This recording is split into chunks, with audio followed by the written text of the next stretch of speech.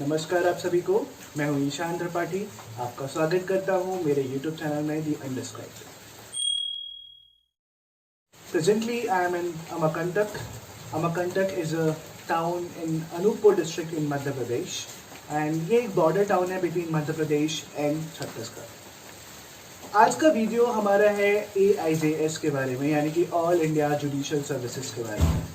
But video के बारे में हम और आगे बढ़ते हैं, बट आगे बढ़ने के पहले कुछ जीके फैक्ट्स। ये बहुत ज़्यादा इम्पॉर्टेंट है आपके जीके पर्सपेक्टिव से। अगर आप MP जुडिशरी का एग्ज़ाम दे रहे हो तो, या आप MPPSC का एग्ज़ाम दे रहे हो तो, अदरवाइज भी जीके हमेशा काम आता है, कभी भी खाली नहीं जाता। तो ये आपको पता ही होना चाहिए। Amarkantak is a source of river Narmada. Narmada river का नाम आप सबने सुना होगा। नर्मदा नदी अमरकंटक से निकलती है, अमरकंटक के मैकाल हिल्स वहाँ से निकलती है। Narmada river after Godavari and Krishna peninsular reverse में थर्ड लॉन्गेस्ट रिवर है एंड इंडिया की सबसे लॉन्गेस्ट रिवर है नर्मदा रिवर, जो कि वेस्ट की तरफ फ्लो करती है। अगर आप बाकी सारे रिवर्स की बात करें, लाइक गंगा हो गई, यमुना हो गई, कृष्णा, गोदावरी एक्सेट्रा, सभी के सभी ईस्ट की तरफ यानी कि बे ऑफ बंगाल की तरफ जाके गंगा बे ऑफ बंगाल में मिलती हैं। बट नर्मदा नदी लॉन्गेस्ट रिवर है जो कि ईस्ट टू वेस्ट फ्लो करती है। अमरकंटक के मैकाल हिल से फ्लो करके वो जाती है गल्फ ऑफ खंबात, गुजरात तक। एंड रिवर नर्मदा को मध्य प्रदेश एंड गुजरात का लाइफलाइन भी कहा जाता है, because maximum amount of water Madhya Pradesh and Gujarat river Narmada से ही लेते हैं।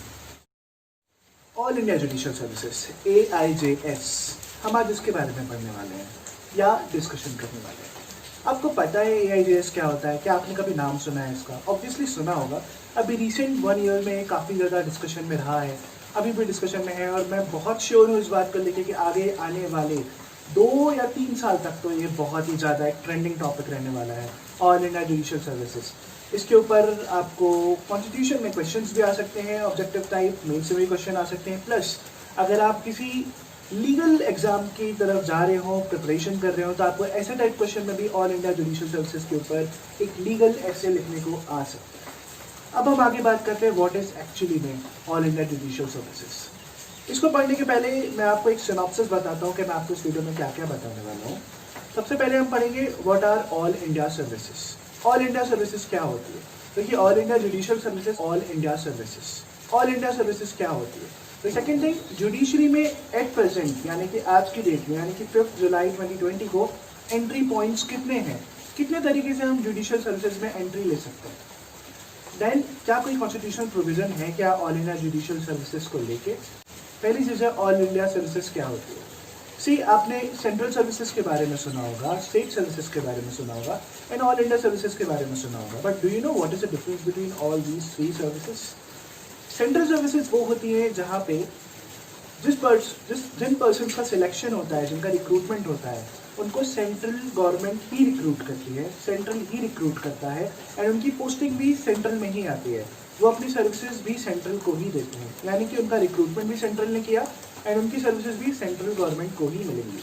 Those are called as central services. Like custom services हो गई हमारे यहाँ, इनकम टैक्स हो गया, और इसी तरीके से SSC से जो होते हैं एग्ज़ाम, और सेंट्रल एक्साइज इंस्पेक्टर, ये सारे के सारे जो भी हो जाएंगे क्लास 1 क्लास 2 ऑफिसर्स, ये सारे के सारे सेंट्रल गवर्नमेंट सर्विसेज में आएंगे।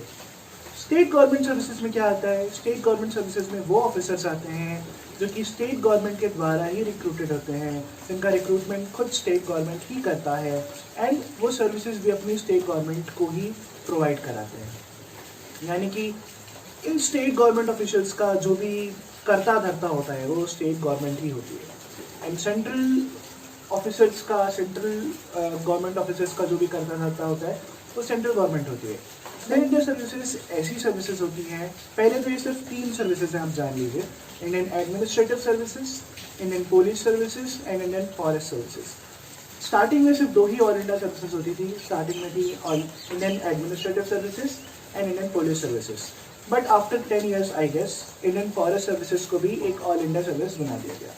ऑल इंडिया सर्विसेज में ये होता है कि जो रिक्रूटमेंट होता है वो तो आपकी सेंट्रल गवर्नमेंट ही करती है, यानी कि UPSC करता है on behalf of central government, and ये जो अपनी सर्विसेज प्रोवाइड करते हैं ये डिफरेंट स्टेट्स को प्रोवाइड करते हैं। जब आपका सिलेक्शन होता है किसी ऑल इंडिया सर्विसेज में, उस टाइम पे ही आपसे आपकी प्रेफरेंस वाला कैडर मांग लिया जाता है कि आप किस स्टेट को सर्व करना चाहते हैं। एक प्रेफरेंस लिस्ट दीजिए अपनी। सपोज कीजिए मुझसे पूछा जाए तो मैं बोलूँगा सबसे नंबर 1 पे MP, सेकंड नंबर में छत्तीसगढ़, थर्ड नंबर में गुजरात, फोर्थ में यूपी, इस टाइप से। अगर मेरे मार्क्स ज़्यादा होंगे, मुझे मेरी प्रेफरेंस वाली स्टेट मिल जाएगी, तो जो मैं अपनी सर्विस प्रोवाइड करूँगा वो अपने पर्टिकुलर कैडर स्टेट को प्रोवाइड करूँगा। Apart from giving services to his own cadre state, central कभी भी आपको सेंट्रल में बुला सकता है सेंट्रल में सर्विसेज देने के लिए। कहने का आशय मेरा ये है कि जो ऑल इंडिया सर्विसेज होती हैं उसमें आपका रिक्रूटमेंट तो सेंट्रल गवर्नमेंट करती है, बट आप सर्विसेज स्टेट गवर्नमेंट को भी प्रोवाइड करते हो। बट अगर चाहे तो सेंट्रल आपको अपने पास बुला सकता है और आप सेंट्रल गवर्नमेंट को भी आपकी सर्विसेज प्रोवाइड कर सकते हो, ठीक है। बट इसमें एक सर्विस की बहुत दिनों से मांग चल रही थी, बहुत टाइम से ये चल रहा था कि एक जुडिशियल सर्विसेज भी होनी चाहिए जो कि ऑल इंडिया बेसिस पे होनी चाहिए, यानी कि ऑल इंडिया जुडिशियल सर्विसेज भी होनी चाहिए। अगर हम आज की डेट में बात करें तो फिर जुडिशियल सर्विसेज में जाने के टोटल 3 पॉइंट्स है। पहला lower judiciary, second is higher judiciary and third is by high court. Lower judiciary के तो हर स्टेट्स में अपने अपने एग्जाम्स होते हैं, ये आपको पता ही है कि हर स्टेट्स अपना अपना अलग अलग एग्जाम्स करवाती है। लाइक मध्य प्रदेश में exam MP high court conduct करवाता है, यूपी में एग्जाम यूपी PSC कंडक्ट करवाता है। तो आप स्टार्टिंग वहाँ से भी कर सकते हो। पहला एंट्री पॉइंट वो है जहाँ से आप सिविल जज क्लास 2 या जुडिशियल मजिस्ट्रेट सेकंड क्लास में। दूसरा एंट्री पॉइंट है आपका थ्रू बार। आप एक एडवोकेट हैं एंड आपके पास 7 इयर्स का एक्सपीरियंस हो चुका है एंड आपकी एज 35 ईयर्स से ज़्यादा है, तो फिर वो एक डायरेक्ट ADJ का एग्ज़ाम होता है। ये भी स्टेट टू स्टेट डिफर करता है, हर स्टेट में इसका अलग अलग एग्ज़ाम होता है। And third thing is to become the high court जज directly from if you are an advocate. अगर आप एडवोकेट हैं और आपके पास 10 साल से ज़्यादा का एक्सपीरियंस है एंड अगर कॉलेजियम आपका नाम अप्रूव कर देता है तो आप डायरेक्ट हाई कोर्ट जज बन सकते हो। See the variety. पहले आप लोअर जुडिशरी में आ रहे हो, सिविल जज क्लास 2 बन के, ये एक पहला एंट्री पॉइंट है। दूसरा एंट्री पॉइंट है जब आप ADJ बनते हो डायरेक्ट, अगर आप एडवोकेट हो तो। थर्ड एंट्री पॉइंट है अगर आप एडवोकेट हो तो आप डायरेक्ट हाई कोर्ट जज भी बन सकते हो। यानी कि आप आज की डेट में अगर एक एडवोकेट हो तो हो सकता है कि आप आज से 1 साल बाद हाई कोर्ट जज भी हो सकते हो। You never say, law field एक ऐसी फील्ड है जहाँ पे कभी भी कुछ भी हो सकता है। अगर हम इस पे बात करें कि ऑल इंडिया सर्विसेज बनती कैसे हैं, उनका क्रिएशन कैसे होता है, तो हमें कॉन्स्टिट्यूशन के आर्टिकल 312 में जाना पड़ेगा। आर्टिकल 312 इंडियन कॉन्स्टिट्यूशन के हिसाब से अगर राज्यसभा को नेशनल इंटरेस्ट के लिए लगता है कि एक ऑल इंडिया सर्विस होनी चाहिए, तो वह एक रेजोल्यूशन पास कर सकते हैं by 2/3 members present and voting in Rajya Sabha. अब राज्यसभा ने अगर ऐसा कोई रेजोल्यूशन पास कर दिया, फिर वो एम्पावर करेगी पार्लियामेंट को यानी कि बोथ राज्यसभा एंड लोकसभा को, कि वो पर्टिकुलर कोई भी लॉ बनाए for the creation of that all India service. अगर हम आर्टिकल 312 की बात करें तो यहीं पे हमें मिलता है constitutional provision related to all India judicial services. 1958 में ही लॉ कमीशन ऑफ इंडिया ने ऑल इंडिया जुडिशियल सर्विसेज के लिए सजेस्ट किया था कि इंडिया में एक ऑल इंडिया जुडिशियल सर्विसेज होनी चाहिए। सी 1958 में, और आज कितना टाइम हो गया, अप्रॉक्स 62 ईयर्स हो चुके हैं, लेकिन आज तक हमारे इंडिया में ऑल इंडिया जुडिशियल सर्विसेज नहीं है। बट 1976 में बिकॉज ऑफ लॉ कमीशन के सजेशन के कारण 1976 में 42nd अमेंडमेंट आया था। उस 42nd अमेंडमेंट में आर्टिकल 312 को अमेंड किया गया था एंड उसमें specifically all India judicial services का नाम डाला गया था। तो आर्टिकल 312 हमें बताता है कि राज्यसभा किसी रिजोल्यूशन से पार्लियामेंट को एम्पावर कर सकती है कि वो एक ऑल इंडिया सर्विसेज बनाए, including in all India judicial services. अब ये भी उसमें लिखा हुआ है आर्टिकल 312 में कि ऑल इंडिया जुडिशियल सर्विसेज का जो एंट्री पोस्टिंग होगा, वो जो पोस्टिंग होगी it would not be inferior to the post of district जज। एंड डिस्ट्रिक्ट जज की पोस्ट कहाँ डिफाइंड है? डिस्ट्रिक्ट जज की पोस्ट डिफाइंड है आर्टिकल 236 में, विच इंक्लूड्स असिस्टेंट डिस्ट्रिक्ट जज, एडिशनल डिस्ट्रिक्ट जज, असिस्टेंट सेशंस जज एंड एडिशनल सेशन जजेस। यानी कि यहाँ पे जो भी एंट्री होगी ऑल इंडिया जुडिशियल सर्विसेज के थ्रू, फर्स्ट एंट्री में ही जो पर्सन अपॉइंट होगा उसकी जो रैंक होगी वो ADJ या DJ के बराबर होगी। तो ध्यान रखने वाली बात यह है कि अगर ऑल इंडिया जुडिशियल सर्विसेज आता है तो उससे जो हमने 3 एंट्री पॉइंट्स पढ़े थे स्टार्टिंग में वीडियो में जुडिशरी में, उनमें से सिर्फ एक एंट्री पॉइंट पे ही फ़र्क पड़ेगा। पहला एंट्री पॉइंट जो कि सिविल जजेस का था या मजिस्ट्रेट्स का था, उसमें कोई डिफरेंस नहीं आएगा। सेकेंड एंट्री पॉइंट जो कि डायरेक्ट रिक्रूटमेंट बाय बार था, सिर्फ उसमें डिफरेंस आएगा। और थर्ड वाला जो पॉइंट है डायरेक्ट हाईकोर्ट जज बनने वाला, उसमें भी कोई डिफरेंस नहीं आएगा। इसका सिंपल मतलब है कि अगर ऑल इंडिया जुडिशियल सर्विसेज आएगा तो जो सेकंड एंट्री पॉइंट है कि आप 7 साल अगर प्रैक्टिस कर चुके हो और उसके बाद आप डायरेक्ट ADJ बन सकते हो, उस वाले पॉइंट में चेंज आएगा। एंड वो जो एग्ज़ाम अभी स्टेट लेवल पे होता है, हर स्टेट में अलग अलग होता है, वो एग्ज़ाम नेशनल लेवल में कॉमन एंट्रेंस के थ्रू कंडक्ट होगा। आर्टिकल 312 में ये भी लिखा हुआ है कि अगर कोई भी लॉ पार्लियामेंट बनाती है क्रिएट करने के लिए ऑल इंडिया जुडिशियल सर्विसेज को, तो वो कॉन्स्टिट्यूशनल अमेंडमेंट नहीं होगा अंडर आर्टिकल 368, बट वो लॉ अमेंड कर सकता है आर्टिकल 233 एंड 234 को, जो कि प्रेजेंटली रिक्रूटमेंट एंड अपॉइंटमेंट से डील करते हैं डिस्ट्रिक्ट जुडिशियल ऑफिसर्स को। प्रेजेंटली में जो सिस्टम है उसमें ईदर हाई कोर्ट और स्टेट PSCs दोनों रिक्रूटमेंट कर सकते हैं डिस्ट्रिक्ट जुडिशियल ऑफिसर्स का। अब अगर हम प्रेजेंट सिनेरियो की बात करें कि आज के टाइम पे ये टॉपिक इतना इंपॉर्टेंट क्यों है, मैं आपको आज ये बात क्यों बता रहा हूँ। ये तो 1958 से लॉ कमीशन हमारी वोटिंग कर रही है इसलिए कि ऑल इंडिया जुडिशियल सर्विसेज बनाना चाहिए। तो इसके पीछे रीज़न ये है कि हमारी जो अभी प्रेजेंटली BJP लेड गवर्नमेंट है, हेडेड बाय नरेंद्र मोदी जी, उन्होंने इस टाइम पे इसको ठान लिया है कि अब हमें एक all India judicial services India के लिए बनाना ही पड़ेगा। आपको याद होगा कुछ सालों पहले 2015 में अप्रॉक्स NJAC यानी कि नेशनल जुडिशियल अपॉइंटमेंट कमीशन का एक लॉ बना था, बट जिसको कि सुप्रीम कोर्ट ने स्ट्रक डाउन कर दिया था, अनकॉन्स्टिट्यूशनल डिक्लेयर कर दिया था। बट जब से BJP की गवर्नमेंट आई है तब से BJP की गवर्नमेंट इस पूरे मामले में लगी हुई है कि उनको एक ऑल इंडिया जुडिशियल सर्विसेज बनाना है। और अभी फ़िलहाल तो नीति आयोग ने एंड यूनियन लॉ मिनिस्ट्री ने इस चीज़ को डिक्लेयर भी कर दिया है कि अगर कोई बड़ी दिक्कत नहीं आती तो मार्च 2022 तक हम ऑल इंडिया जुडिशियल सर्विसेज का एग्ज़ाम कंडक्ट करवाना स्टार्ट कर देंगे। देयर इज़ प्रोबेबिलिटी कि बहुत ही जल्दी हमारे सामने 1-2 साल के अंदर या मार्च 2022 के अंदर ऑल इंडिया जुडिशियल सर्विसेज का एग्ज़ाम कंडक्ट होने लग जाए। अब मैं आपको बताता हूँ कि बेनिफिट्स क्या होंगे, क्या प्रो होगा अगर ऑल इंडिया जुडिशियल सर्विसेज आ जाती है। तो सबसे पहली बात तो ये है कि common pan India entrance examination होगा। अगर कॉमन एंट्रेंस एग्जामिनेशन होगा तो सिंपल सी बात है, ये बहुत ही कन्वीनियंट हो जाएगा। जो भी कैंडिडेट्स होंगे, जो भी जुडिशियल एस्पिरेंट्स होंगे, उनके लिए बहुत कन्वीनियंट हो जाएगा कि वो सिर्फ साल में एक बार एग्ज़ाम देंगे और उनको हर स्टेट्स के लिए अलग अलग सिलेबस बना के पढ़ना, अलग अलग नोट्स बना के पढ़ना हर स्टेट्स के लिए, इसका बिल्कुल भी वेट नहीं करना पड़ेगा। हर स्टेट में कब वैकेंसी आएगी, कब MP की वैकेंसी आएगी, कब UP की वैकेंसी आएगी, इसका बिल्कुल भी वेट नहीं करना पड़ेगा। एंड उनको सिर्फ एक नोट्स, प्रॉपर कॉमन नोट्स बना के एक ऑल इंडिया सर्विस की एक कॉमन एंट्रेंस एग्ज़ाम की प्रिपरेशन करनी पड़ेगी।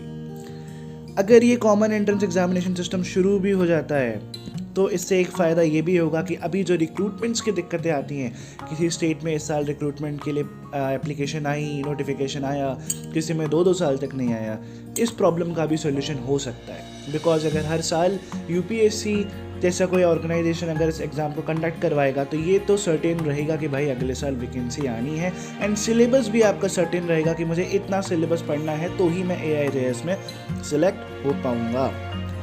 एक और चीज़ है जो कि बहुत इंपॉर्टेंट है, अगर हम आज के टाइम पे देखें तो डिफरेंट स्टेट्स जो अपना हाई कोर्ट से या PSCs के द्वारा अपने एग्ज़ाम्स कंडक्ट करवाते हैं, बहुत सारे एग्ज़ाम्स के रिजल्ट में स्टे लग जाता है by high court, supreme court. किसी में क्वेश्चंस के ऊपर एलिगेशंस हो जाते हैं कि वो पर्टिकुलर क्वेश्चन गलत आया था, या कहीं पे और किसी चीज़ को लेके, नेपोटिज्म को, करप्शन को लेके कुछ ना कुछ रिट्स PIL लग ही जाती है। तो अगर एक ही एग्ज़ामिनेशन होगा, एक कॉमन पैन इंडिया लेवल का एग्ज़ामिनेशन होगा, तो ऑब्वियसली इन सारी चीज़ों से छुटकारा मिल सकता है। मोर टैलेंटेड पीपल आएंगे। अभी हम स्टेट वाइज अगर एग्ज़ाम लेते हैं तो स्टेट के मेरिट वाले लोग होते हैं, सिर्फ वही उस पर्टिकुलर स्टेट को सर्व करने के लिए AIJS में या डायरेक्ट रिक्रूटमेंट में सिलेक्ट होते हैं। बट अगर वो एग्ज़ाम पैन इंडिया बेसिस पे होगा, एक कॉमन एंट्रेंस के थ्रू होगा, तो ऑब्वियसली नेशन का टैलेंट, पूरे इंडिया का टैलेंट आएगा जो कि AIJS के थ्रू जज बनेगा। तो obviously more talented and more sharp minded people would join the judiciary. Third thing, एक ही ऑर्गेनाइजेशन अगर आपका एग्ज़ाम लेगा तो ट्रांसपेरेंसी भी मेंटेन रह सकेगी। अभी हर स्टेट्स का अलग अलग एग्ज़ाम होता है, हर PSC हर हाई कोर्ट के द्वारा अलग अलग एग्जामिनेशन होता है। At ADJ level I am talking about, because AIJS से जो एंट्री होगी वो एंट्री होगी डायरेक्ट ADJ की, which is a post not inferior to that of district जज। तो ट्रांसपेरेंसी भी ऑब्वियसली बहुत अच्छे से मेंटेन हो पाएगी। अगर आपको RTI लगाना है तो आपको सिर्फ एक जगह पे UPSC में RTI लगाना पड़ेगा। Young people would come, obviously ये बहुत बड़ा बेनिफिट होगा हमारी कंट्री को। आज के टाइम पे अगर हम देखें तो हम ये जानते हैं कि जो भी ADJ लेवल या DJ लेवल के जजेस होते हैं वो थोड़े से एजड हो जाते हैं। प्लीज़ थोड़े से एजड हो जाते हैं, मतलब थोड़े से ही होते हैं, ज़्यादा एजड नहीं होते, थोड़े से एजड हो जाते हैं। बट अगर हम कंपेयर करें एक IAS को यानी कि एक कलेक्टर को और एक IPS को यानी कि एक SP को, तो वो सिर्फ 4-5 साल ही अगर IAS के बाद सर्विस में आ जाते हैं तो वो डिस्ट्रिक्ट के हेड बन जाते हैं, यानी कि कलेक्टर बन जाते हैं या सुपरिटेंडेंट ऑफ पुलिस बन जाते हैं। But on the side of judiciary, जो कि कलेक्टर और SP के पार होता है, इक्वल पोस्ट होती है, वो होती है CJM की, चीफ जुडिशियल मजिस्ट्रेट की। लेकिन CJM बनने में भी एक जज को 14-15 साल 13 साल अप्रॉक्स लग ही जाता है। सिमिलरली मैंने मेरे लास्ट वीडियो में हायरार्की ऑफ जुडिशियल ऑफिसर्स में आपको बताया था कि जो डिस्ट्रिक्ट जज की रैंक होती है वो principal secretary to the state government के बराबर की रैंक होती है। अगर हम IAS में बात करें तो PS यानी कि प्रिंसिपल सेक्रेटरी जो व्यक्ति बनता है उसकी एज अप्रॉक्स 50 के आसपास रहती है, या 48-49 में भी बन जाते हैं। बट डिस्ट्रिक्ट जुडिशरी एक ऐसी पोस्ट, डिस्ट्रिक्ट जज की एक ऐसी पोस्ट है जो कि on the verge of retirement में बनते हैं लोग, 55, 56, 57, और कुछ लोग तो अपनी लाइफ टाइम में DJ बन ही नहीं पाते, जिनका कि सपना होता है कि मैं जुडिशरी ज्वाइन किया हूँ तो एटलीस्ट डिस्ट्रिक्ट जज तो बन जाऊँ। यंग पीपल, जैसा कि मैंने आपको बताया, अगर वो आएंगे और AIJS के थ्रू रिक्रूट होंगे तो जो हमारी डिस्ट्रिक्ट जुडिशरी है, ADJs हैं, डिस्ट्रिक्ट जजेस हैं, वो यंग ब्लड से भरपूर होगा, यंग ब्लड आएगा उसमें। एंड सिमिलरली यही यंग ब्लड आगे जाके सुप्रीम कोर्ट में भी रिप्रेजेंट कर सकेगा। यहाँ पे एक बहुत इंपॉर्टेंट चीज़ ये हो रही है कि सुप्रीम कोर्ट में अगर आज के टाइम पे आप देख लें तो supreme court is completely filled by lawyers, जो कि लॉयर्स थे और जो हाई कोर्ट जज बने और वो सुप्रीम कोर्ट जज बने। तो हम देखेंगे तो उसमें 100% रिप्रेजेंटेशन सिर्फ लॉयर्स वाले जजेस का ही है।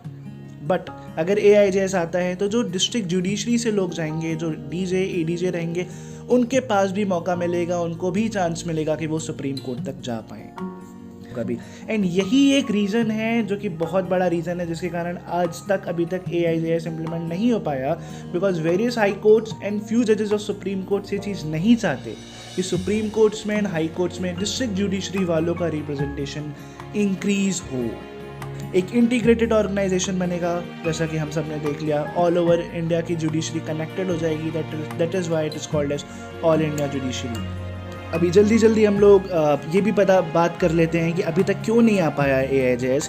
तो जो कि बहुत एक स्ट्रॉन्ग आर्ग्यूमेंट है AIJS के अगेंस्ट, वो है लोकल लैंग्वेज का या रीजनल लैंग्वेज का, कि अगर एक जज ऑल इंडिया जुडिशियल सर्विसेज में सिलेक्ट होगा और वो किसी दूसरे स्टेट को सर्व करने चला गया तो language would become a problem. वो कैसे अपने डिसीजन दे पाएगा, कैसे गवाहों को सुन पाएगा, कैसे विटनेसेस को सुन पाएगा। तो आंसर है इसका, जैसे कलेक्टर SP करते हैं जब वो IAS के थ्रू और IPS के थ्रू सिलेक्ट होते हैं, वो भी तो दूसरे स्टेट में जाके सर्व करते हैं, सीधी सी बात है। तो फिर एक जज भी कर सकता है, एक जज उनसे कम टैलेंटेड थोड़ी होता है।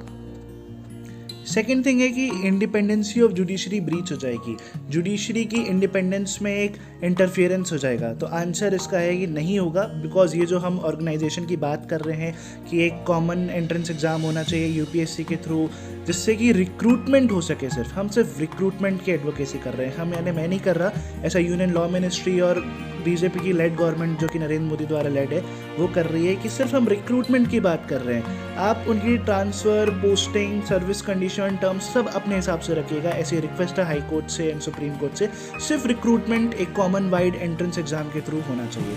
And third thing, supreme court जजेस एंड हाई कोर्ट जजेस कुछ इसके अगेंस्ट हैं। रीज़न बेसिकली यही है, करप्शन का तो नहीं बोलूँगा बट हाँ नेपोटिज्म का ज़रूर है। बिकॉज आज के टाइम पे जो वकील हाई कोर्ट जज बन जाता है या सुप्रीम कोर्ट जज बन जाता है, वो चाहता है कि उन्हीं का कोई दूर का रिश्तेदार या पास का रिश्तेदार वापस से हाई कोर्ट जज बने या सुप्रीम कोर्ट जज बने।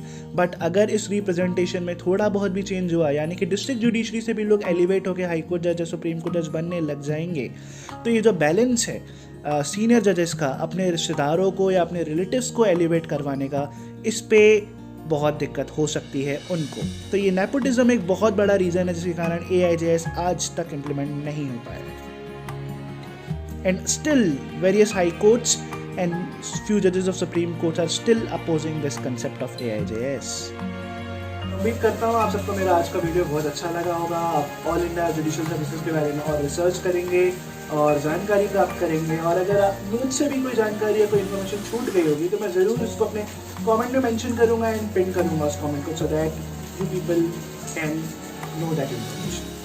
Thank you so much. And मैं पूरी उम्मीद करता हूँ कि आप भी अमरकंटक जाएंगे घूमने एंड माँ नर्मदा के दर्शन करेंगे। मेरा आप सभी को नमस्कार, गुड बाय, टेक केयर।